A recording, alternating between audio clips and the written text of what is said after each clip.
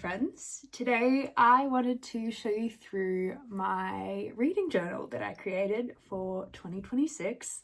This is actually the first reading journal I will have ever used, and definitely the first one I've ever made myself. But since I am on the road, it's not something I wanted to invest a lot of money into in case anything happens to it, or it's not something I stick with.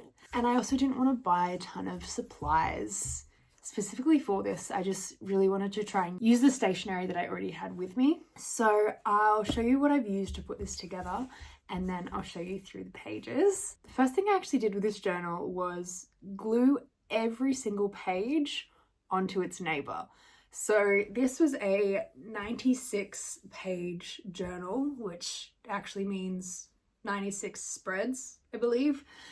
And the paper is 80 GSM, which is very thin in terms of using any kind of ink or pen to write on the pages. So every single page got stuck to the one next to it. I ended up with 48 spreads instead, and essentially with 160 GSM paper.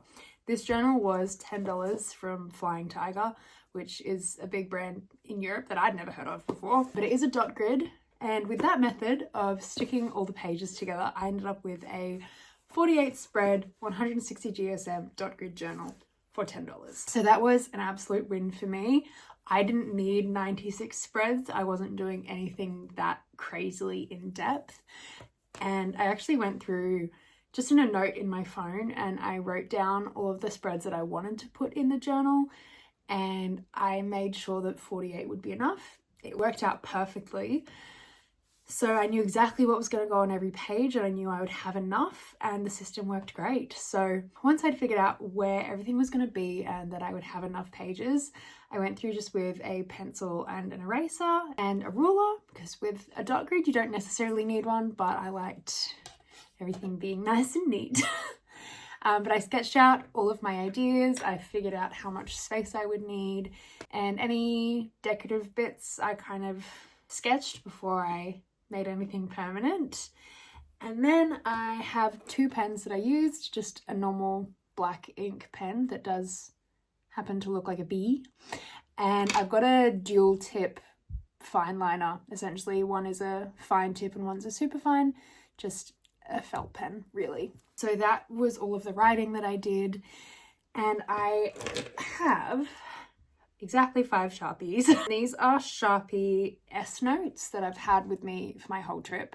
They've been used in my junk journal as well, and any decoration or colourful elements that I wanted to do came from these.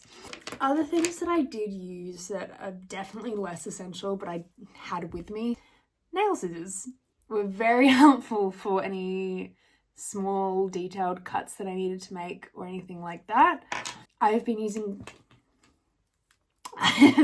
glue tape in my junk journal, and this stuff is the best. It's so easy, it's so precise, it's not messy at all. So I've been using this all throughout. And I also have 2 rolls of washi tape. These are definitely not essential, but I had them with me, so I figured I would make the most of them when I could. The final thing that I decided to do, I was planning on going to a secondhand bookstore to find an old book that I could rip up and use as essentially scrapbook paper. I thought it would be the cheapest and most on-brand way to decorate my spreads, but there was actually an old Czech novel in my boyfriend's house that he gave me full permission to destroy.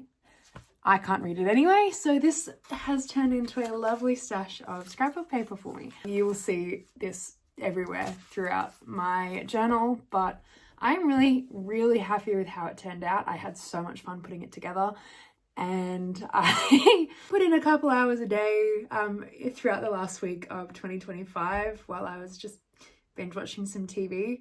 And yeah, I really enjoyed myself, and it's nice to know you can make something creative that you're happy with and absolutely serves its function without investing a whole ton of money or time into it. I'll switch my camera view now and I'll show you through my reading journal. I do apologize about potentially camera angle quality, lighting. I am really working on the fly here, given my lack of technical equipment. But hopefully you can see everything that I want you to see in my lovely journal. This is my title page, my 2026 reading journal. I really tried my very, very best with my, I guess, calligraphy in this journal. Some turned out better than others. But after my title page, I put in a few images of things that have a little bit of meaning to me. And of course, we needed a lovely stack of books and a cup of tea.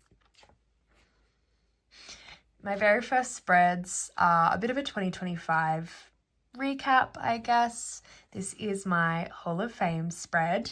So from January through to December, I printed my favorite book of each month into little frames that I found on Pinterest. I've taken so much inspiration from Pinterest and all over YouTube for this journal. Rachel Catherine does journals that I really, really love, and so does Katie is Reading, two booktubers that I admire a lot. So you may see hints of those things throughout all of these spreads, but this is a bit of a sneak peek into my 2025 reading that I will go more in depth in another video. Then we have my 2025 stats from how many books and pages I read. Some months were clearly better than others. My most read authors and genres, no surprises from there. I've got fantasy, young adult, literary. And then from page number, fiction, non-fiction splits and formats, no surprises either. We're not reading much non-fiction currently, and I'm not sure how much that's going to change in 2026, but we'll see. The moods that I generally read are adventurous, mysterious, dark, and emotional. And then mostly I'm reading medium-paced books. Then we have our classic bookshelf spread. So for the books I read this year, there are spaces for 100 titles on the shelves, and I have left myself a little bit of wiggle room. 100 is my reading goal for the year, but if I go beyond that, obviously that would be amazing, and I don't want to be left stuck. So I've got my genre key down the bottom because I think that will be the most fun stat to track with my shelves. I don't really read in a variety of formats, or not enough so that this would look visually interesting. So genre seems the most fun for me, and I had kind of the idea of doing a bit of a stained glass situation with my window here. It turned out a bit more 70s and a bit more retro than I anticipated, but I actually really like how it's looking, so I'm excited to see this come to life. Then we have our 26 books for 2026. I spoke through these in a video that I've already posted, but we've got each of the 26 titles ready to be coloured in when they're completed. And yeah, I just think these last two spreads, visually, very satisfying, very motivational for me. Anything that resembles checking something off a list, excellent way to get me excited to do something. Then we have two pages that I'm a big fan of how these turned out, actually. So in my physical TBR cart, we have the tiny, tiny titles of 51 of my unread books on my physical TBR. So anything on that cart that is part of a series, I've only written down the name of the first installment, but 51 out of, I believe, approximately 90 books is in here. So like the last two spreads, highlighting these is going to be very motivational for me.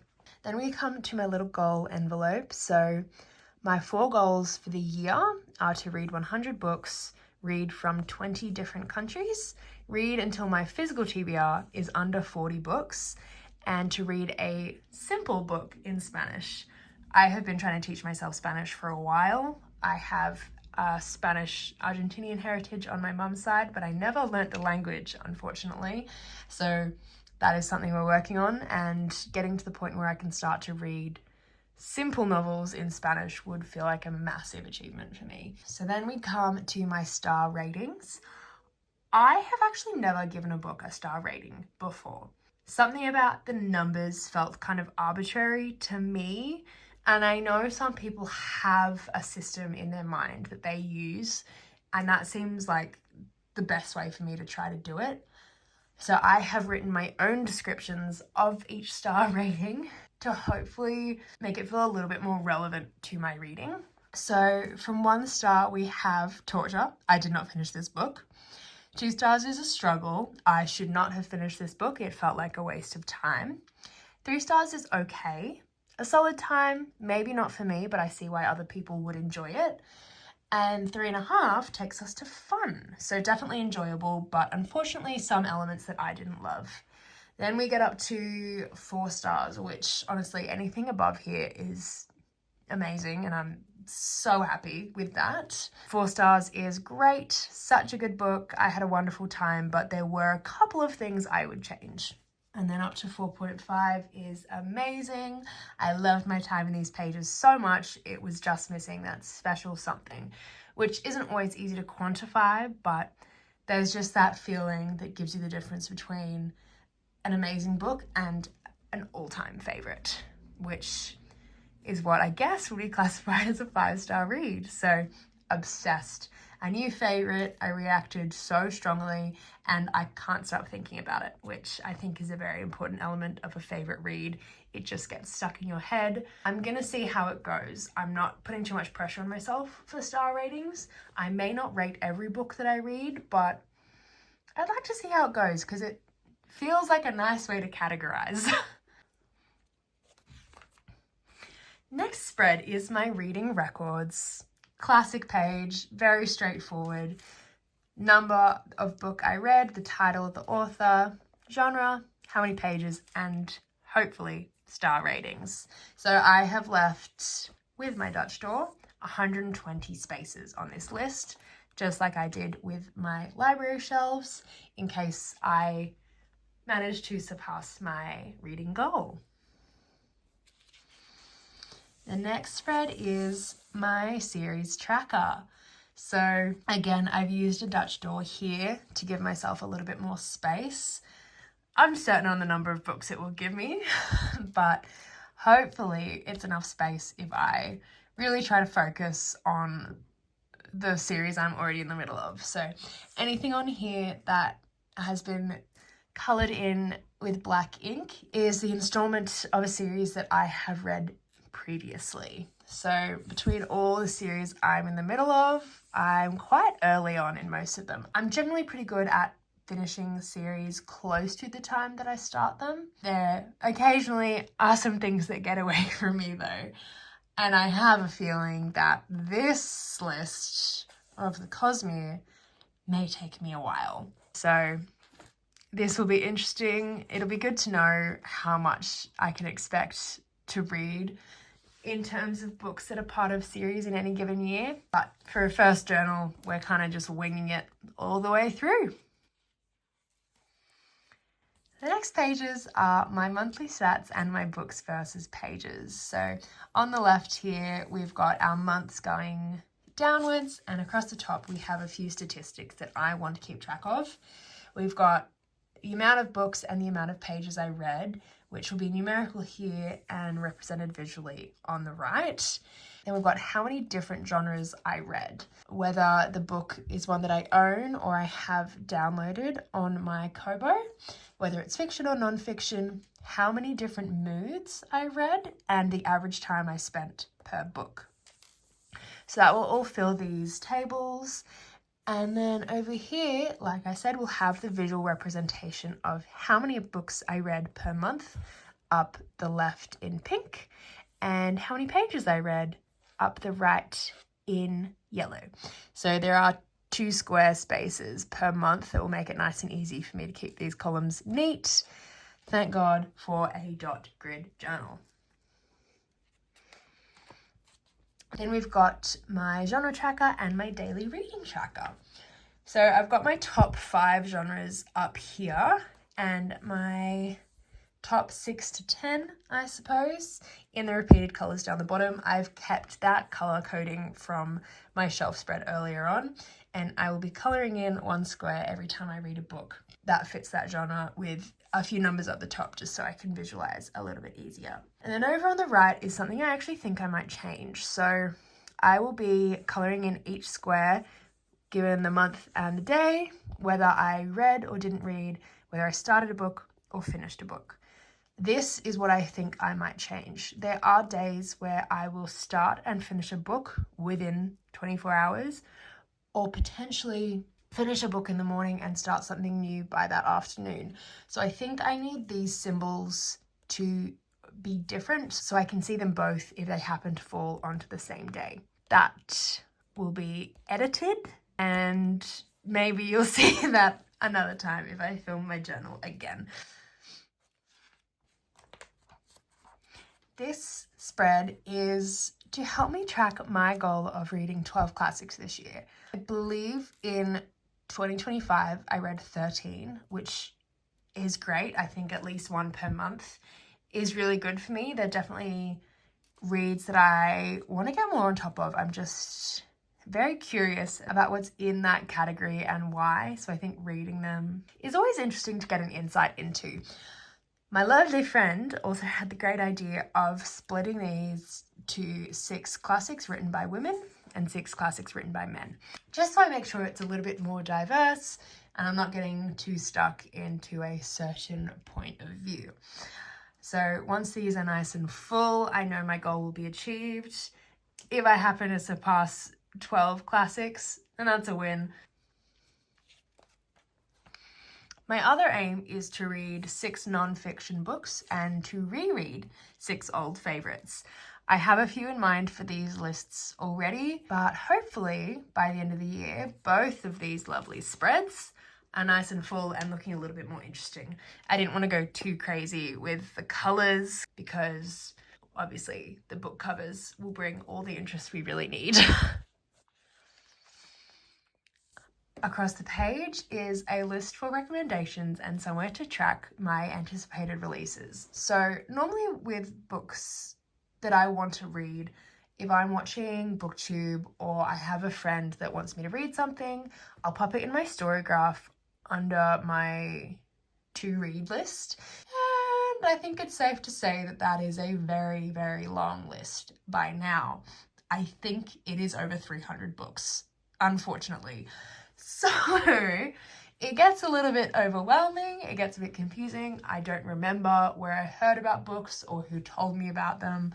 So this page I am reserving specifically for personal recommendations. Whether a friend thinks there's a book I would really enjoy, or I meet someone while traveling who has a great recommendation, or even in a bookstore, if a bookseller gets to know my taste and thinks of something to recommend me, this is where these will go. The title, the author, and who it was recommended by. These, I think I will be prioritizing over my black hole of books to read in Storygraph, just to streamline the process a little bit. And then we've got my anticipated releases spread that I need to do a bit of research for. Obviously, some release dates haven't been announced yet for 2026, but we've got a box for every month and a little spot here for the date and the title to go in once I know something is coming. And then we have my book buying pages. Oh boy. This is something that I'm going to keep under control this year. Books to buy. These are books that are on my top priority list to add to my physical shelves at home. Whether it's something that I have read from a library or from a shared shelf in a hostel, if I've borrowed it from a friend, that will be this list here. The title, the author, and the reason I want to purchase it. Now for books bought. I think I did very well in 2025 compared to a normal year of book buying. Obviously, I'm traveling. Number one reason I want to be buying books is as souvenirs from the countries I visit. That bought me about 19 books last year. They got shipped home and kept safe by my sister. And that is my number one reason for buying books at this stage in my life. However, I have 2 lovely friends at home that are more than willing to encourage my book buying habits, and occasionally they will very gladly run to the bookstore for me and pick up an anticipated release or something along those lines on my behalf. And I also have a membership with QBD, an Australian bookstore chain, that gives me free shipping on books. So there have been a couple of slips and I have had some books shipped to my house as well. No regrets at all. It was all for the love of reading and I love having them, but this will help me keep track of it and make sure I do not surpass 30, which is what there is room for here. I mean, hopefully I won't even finish this list, but if I do, I am not allowed to go past the end. Next spread we have is the classic book bingo. Now clearly I did not use a traditional bingo format as this is a 6x5 grid and there is no free space in the middle, but that is okay. I'm more just trying to have fun and come up with a few different ways to think about the books I'm choosing or reading. So we've got a few different page number brackets, we've got rereads and books that made me cry. I have my 4 friends recommendation spots here, so when they get ticked off my 26 list, I can also tick them off my bingo.